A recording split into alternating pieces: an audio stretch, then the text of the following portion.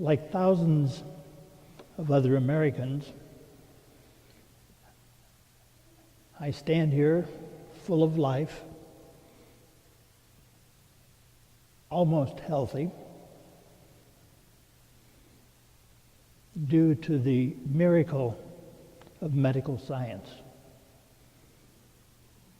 As many of you know, I've had a number, 2, of heart bypasses. I have a stent, I have a pacemaker, I have a defibrillator, and all these little mechanical things just keep me chugging along day after day after day. And I know because of that medical science and the expertise of the medical profession today, when I reach 79 later this month, I know in the back of my mind, I've still got a few good years to go. And that's a tremendously good feeling. Even though one of my daughters continues to say, "Dad, we know you're living on borrowed time." But borrowed time is good time. I'm just fascinated by all of the medical devices that we have today. Sitting right next to my bed is a machine that when I'm snoring away at night records whatever has happened to me during the day and is recorded on that defibrillator. And then it floats off somehow through space over to Barnes Jewish Hospital where they keep a record. And I know they do because on a few occasions they've called me and said, "What's wrong with your machine?" Well, we had the house painted one time and the painters unplugged the little thing, so all I had to do was plug it in and start over again.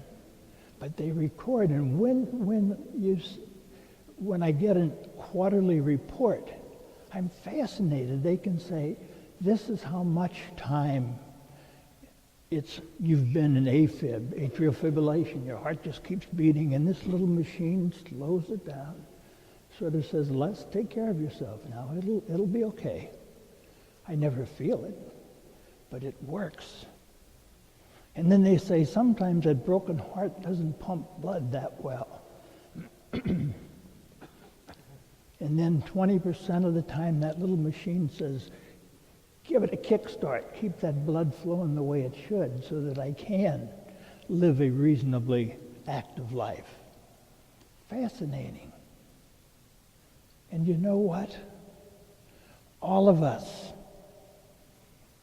should be tremendously grateful for the opportunity to live the long lives that we do today. How many times do we read in the obituaries, "So-and-so died, 90 years old. Another person died, 98 years old." Remember, not that many generations ago, if somebody lived to be that old, it was a record breaker. But God has given us the ability to live longer and longer and longer. And we're very grateful for that. And I think that we're so happy to be able to live good, productive lives, then to retire. You know, we get sort of materialistic. We love the things of life. That's what we Americans are so proud of. Look at our houses, bigger than anybody else's.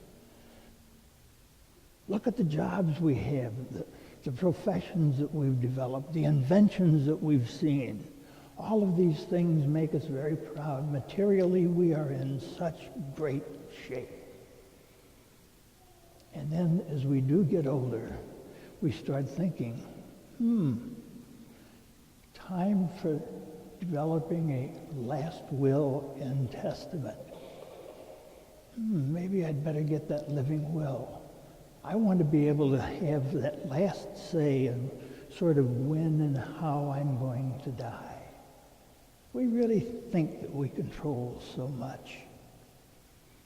And ladies and gentlemen, that's why we're here this evening, to remind us that as human beings, we need to have a sense of mortality.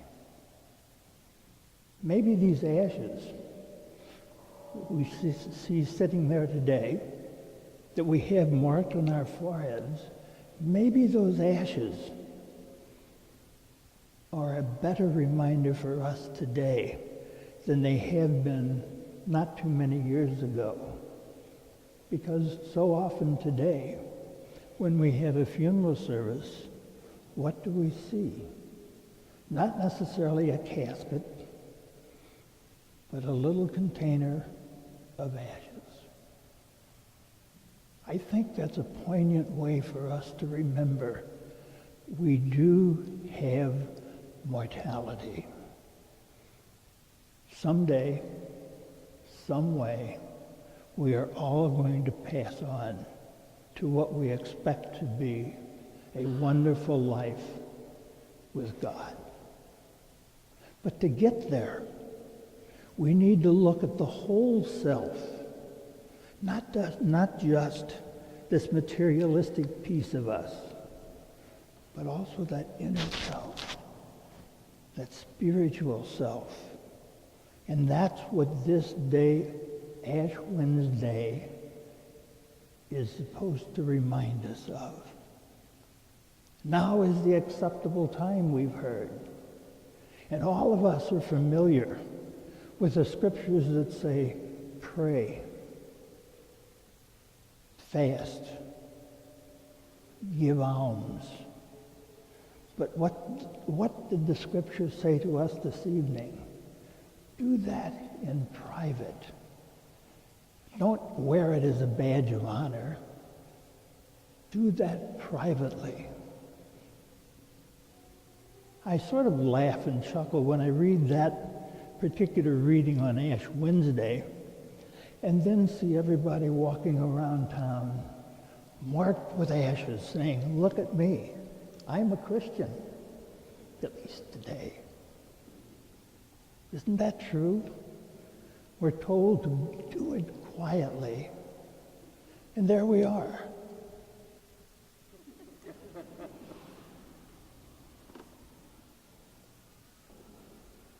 We need, even after those ashes are gone, to make people aware of the fact not that we're only human beings, but by our actions, that we are Christian, that we are Catholic. Pope Francis reminds us over and over and over, we really need to learn to love one another. Who said that? The man we say we follow. And so during this Lent, during these 40 days, as we prepare for Good Friday, the death of Jesus, and the resurrection of Jesus, is a time when we look at our own mortal lives and say, how can I live as Jesus wants me to live? Now is the acceptable time.